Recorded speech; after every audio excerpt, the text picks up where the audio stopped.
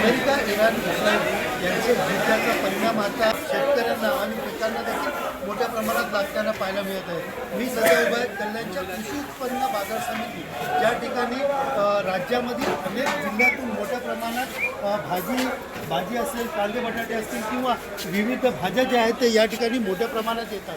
मात्र आपण पाहायला गेलं तर गेल्या काही दिवसापासून युद्ध सुरू असल्याने भाजी शेतकऱ्यांचा जो माल आहे तो विदेशात जात नसल्याने या ठिकाणी मोठ्या प्रमाणात भाजीची आवक जी आहे ती मुंबईनंतर दादरनंतर या ठिकाणी कल्याणच्या सगळ्यात मोठं मार्केट म्हणजे कृषी उत्पन्न बाजार समिती या ठिकाणी येत आहे। एकंदरीत ज्या ठिकाणी 100 गाड्या आजपर्यंत येत होता त्याच आता 200हून अधिक गाड्या ज्या आहेत ते शेतकऱ्यांच्या या ठिकाणी यायला लागलेल्या आहेत आणि त्यामुळे कुठेतरी भाज्यांचे भाव, फळांचे भाव आणि फुलांचे भाव जे आहेत ते आता त्यांच्यामध्ये मोठी घसरण झालेली आहे। कालपर्यंत आपण पाहिलं तर या ठिकाणी 20 रुपयाचा कांदा आता अर्ध्या किमतीत म्हणजे 10 रुपयामध्ये विक्री केला जात आहे आणि विविध भाज्यांचे दर देखील मोठ्या प्रमाणात कोसळले।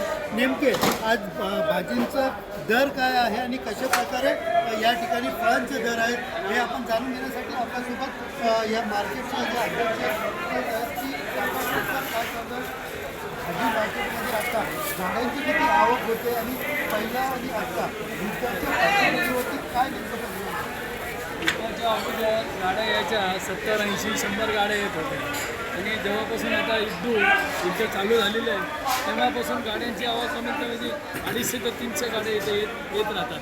त्यामुळं आता ते गाडीवाले इथं आले, वांगेवाले इथं आमचे शेतकरी ते समोर उभा आहे, ते शेतकरी समोर उभा आहे, त्याचा हा माल आहे वांगे 25 रुपये 30 रुपये किलो, 25 रुपये 30 रुपये किलो विकत होता। हा माल आता 10 रुपये किलोसुद्धा विकत नाही, काही नाही। त्यांचे हाल होऊ राहिले, हे शेतकऱ्यांचे या युद्धामुळं एवढे मोठे नुकसान होऊ राहिले।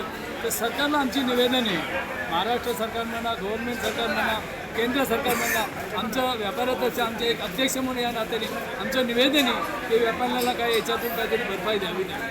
दुसरीकडे पाहिलं आपण ज्या पद्धतीने आता मीडिया मोठ्या प्रमाणात व्हायचे ते देखील थांबवलं, त्याच्यामुळे ह्या जास्त यायला लागले।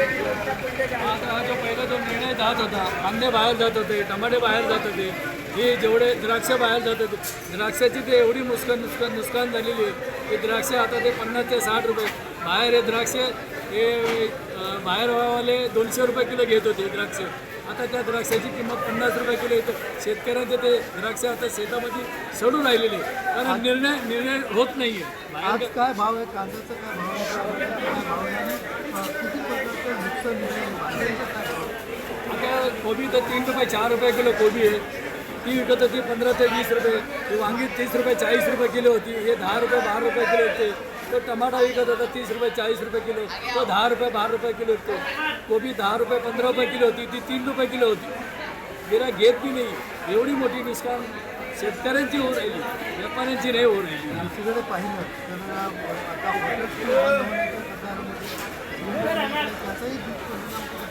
होतोय का ग्राहक या ठिकाणी आता हॉटेलवाले पहिला किती 2-2, 3-3 हजार किलो हॉटेलवाले, प्रत्येक हॉटेलवाले 2-2, 3-3 हजार किलो हॉटेलवाले सुद्धा माल नेत होते।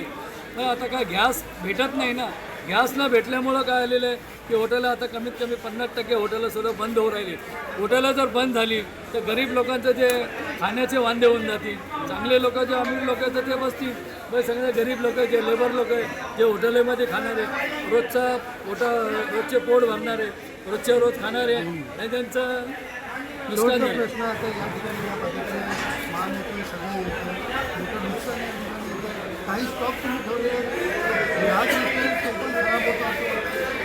जो माल आता जो राहिलेला आहे, जेवढा गिरायक आहे तेवढा विकला जातो, जर नाही विकला तर दुसऱ्याशिवाय बेकाशिवाय पर्याय नाही। आता 1.5-2 वाजता गाडी येईल, गाडी आली का आम्ही उरलेला माल आहे, कारण तो ठेवून जमत नाही, ते सोडून जातो, त्यामुळं मग त्याला फेकून द्यायला लागतं। त्याला आपल्यासोबत काही शेतकरी काय त्यांची पिकं काढतो आणि कुठेतरी आपल्या नवीनचा सीझन आहे, वेगवेगळ्या गोष्टी आहेत, कुठेतरी याचा फायदा मिळेल आपल्याला। आज काय नेमकं विचार वाटतं आणि काय मी जळगावून वाणे आलेले आहे। आता काल परवाने मी 30 रुपये आता 10 रुपये होते माल, काय करू शकते, भाडं बंदी करते आता 5 मिनिटं झाले त्यामुळे भाडं।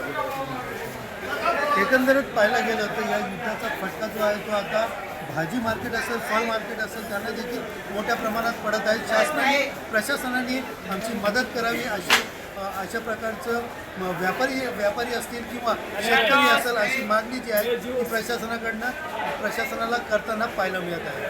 सुनील जाधव, TV9 मराठी, कल्याण.